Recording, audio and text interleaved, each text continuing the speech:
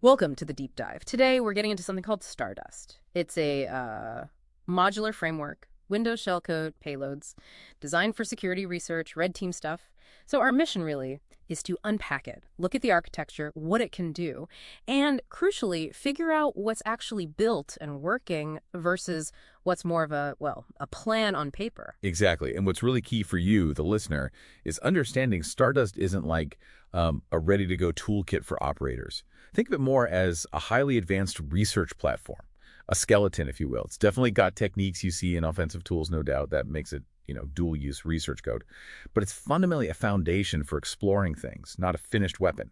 Getting that difference is, it's vital. Okay, so if it's this foundation, this skeleton, how does it plan to, operate without being seen? Let's maybe peel back the layers on its stealth ideas. How does Stardust try to hide?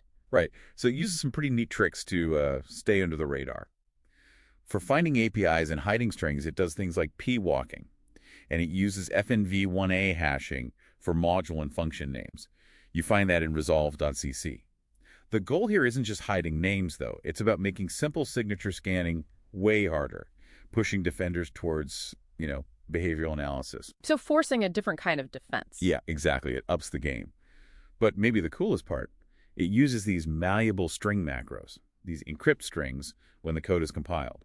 And they only get decrypted right when they're needed, at runtime, sometimes using keys pulled straight from the environment it's running in. Pulled from the environment, like based on that specific computer. Precisely. Like a digital chameleon sort of adapting its disguise on the fly. A digital chameleon, I like that. And it also does something called polymorphic execution. Sounds complex. Yeah, you can think of it like a function having, multiple disguises or costumes. Stardust uses this entropy-driven approach, basically randomly choosing different execution paths and ways to call functions. The main idea is to confuse static analysis tools, make the code look different each time. So it actively tries to look unpredictable. That's the aim. Now, really advanced stuff, like full-on code mutation, what they call metamorphosis, that's mostly just outlined, sort of scaffolded in the code structure. It's not fully implemented yet, but the core idea of changing itself is definitely there. Okay, so it has these internal tricks. Does it also have, like, settings an operator can flip for stealth? Anti-analysis features? Oh, yeah, absolutely. You can see configuration toggles for things like disabling ETW or AMSI, anti-debugging checks, anti-VM checks. It clearly shows the intent for strong anti-analysis capabilities, gives you control. Wait, the knobs are there. The knobs are there, yes. But, and this is important, a lot of the actual code to do the patching for those features, it's placeholder stuff right now.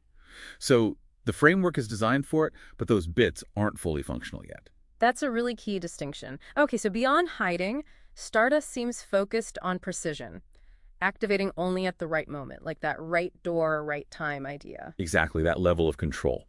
It can build payloads that only trigger under very specific conditions.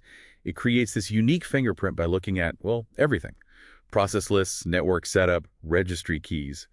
And that fingerprint acts like a key, basically, deciding whether to decrypt parts of itself or run certain actions. Wow, okay. And layered on top of that, there's time-based activation too. You can set it to only execute within, say, certain hours. So it waits for the environment and the clock to be just right, reduces the risk of getting caught significantly. That's incredibly granular, gives an attacker or researcher a huge edge. And like any good framework, it's designed to be built upon, right? Yep. Extensible. Tell us about the plugins and the UI. Definitely. Modularity is core. It has a plugin system, it's extension bay. Pretty clear lifecycle for plugins. Initialize, execute, cleanup. There's a simple example like a message box plugin. That works.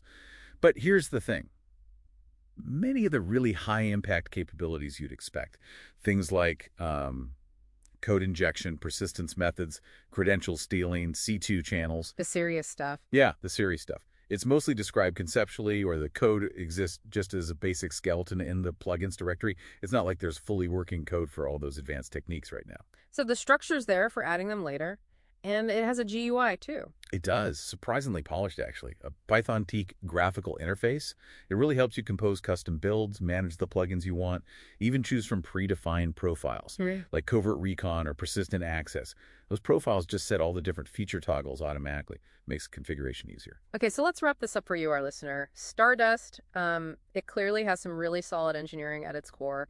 API resolution, the obfuscation techniques, that plugin system. For sure. It's a genuinely serious research framework. It has meaningful stealth ideas built in, but, and this is the main takeaway, I think, in its current form, it's still very much a capable skeleton. It's not a finished field-ready offensive tool. That's because so many of those high-risk capabilities are still just blueprints or placeholders, not fully coded yet. Right. So the provocative thought to leave you with is this. How does the development of sophisticated research frameworks like Stardust keep pushing the envelope for both the attackers and the defenders?